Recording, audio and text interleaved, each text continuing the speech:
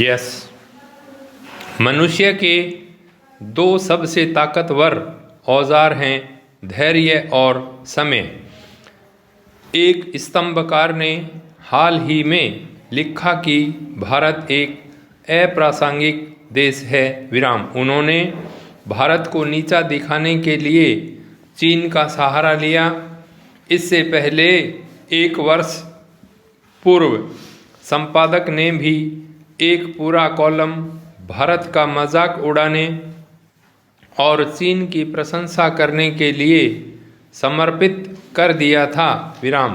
यकीनन AI, EV, बुनियादी ढांचे और टेक्नोलॉजी के क्षेत्र में चीन की तरक्की को स्वीकार करने में कुछ गलत नहीं है विराम। हम उसकी सफलता से कुछ सीख सकते हैं विराम।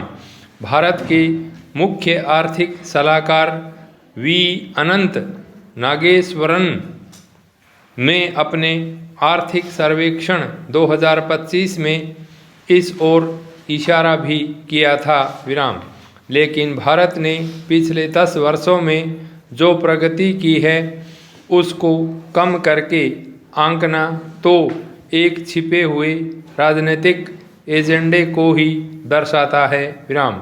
जाने माने समाज वैज्ञानिक दीपांकर गुप्ता ने अपने हाल के एक लेख में इस विषय में संतुलित स्थापित करते हुए लिखा कि तमाम मानदंडों के अनुसार हम आज सबसे अच्छे समय में जी रहे हैं, लेकिन हम शिकायतें इस तरह से करते हैं मानो यह कोई बुरा दौर हो विराम। 1800 से हमारी आबादी 7 गुना बढ़ गई है विराम। फिर भी हमारे पास पहले से कहीं ज़्यादा भोजन है।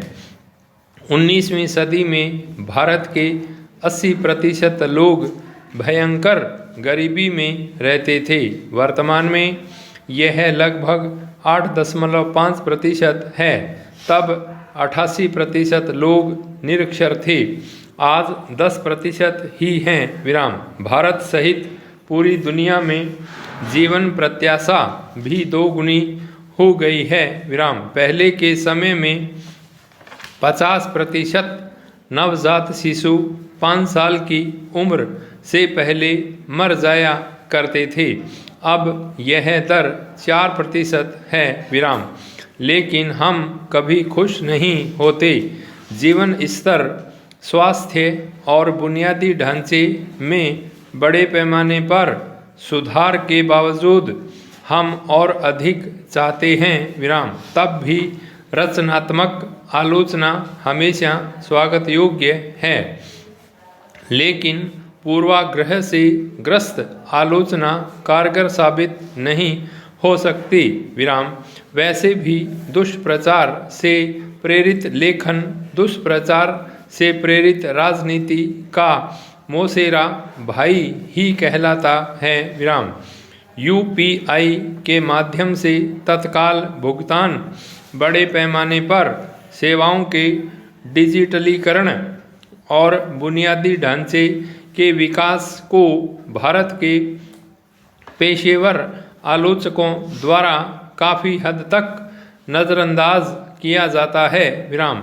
वे सभी एक गलती ज़रूर करते हैं, भारत की प्रति व्यक्ति आय की गणना करने के लिए गलत मानकों का उपयोग करना विराम।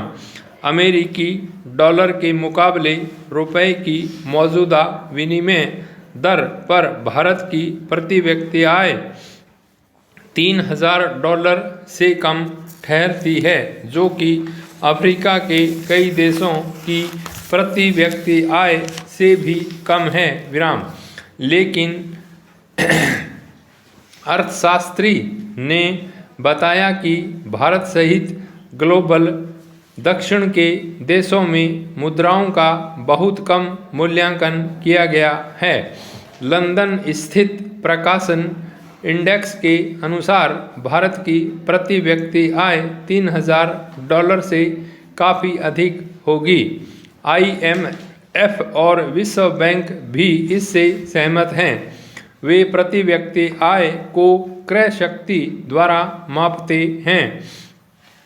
इसमें विभिन्न देशों में जीवन यापन की लागत को ध्यान में रखा जाता है। उदाहरण के लिए मुंबई के किसी विकसित उपनगर में 2 BHK फ्लैट किराए पर लेने पर 70,000 रुपये प्रति माह खर्च आएगा, जबकि न्यूयॉर्क के किसी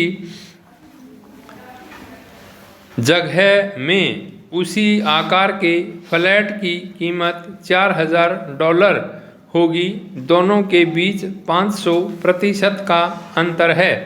IMF के अनुसार PPP द्वारा मापी गई भारत की प्रति व्यक्ति आय $2,800 नहीं बल्कि $9,000 ठहरेगी। यह अभी भी अमेरिका की प्रति व्यक्ति आय का लगभग 10वां हिस्सा ही होगी। लेकिन इससे कम यह तो अधिक बेहतर तरीके से स्पष्ट होगा कि भारत अपनी विकास यात्रा में कहाँ खड़ा है।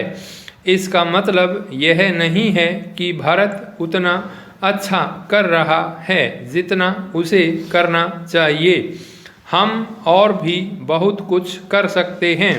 भारत की प्रगति में एक रुकावट औपनिवेशिक मानसिकता से जुड़े प्रशासनिक अवशेष हैं।